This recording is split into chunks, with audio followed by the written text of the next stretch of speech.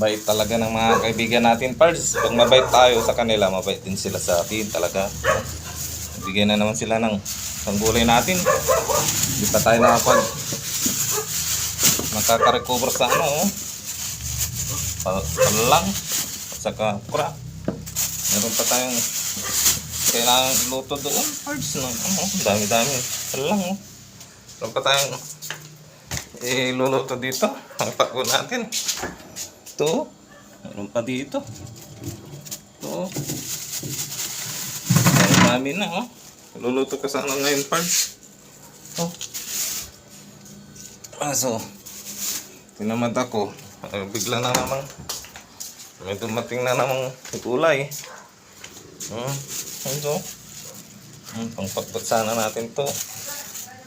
Oh, ready to, ano na. Dumating na naman tayong kulay. Salamat sa nagbigay, salamat sa Diyos at sa nagbigay, pards. Oh, pwede nang gawa to, pards, ay. Para lang. Baka gusto nyo, pards. Ito.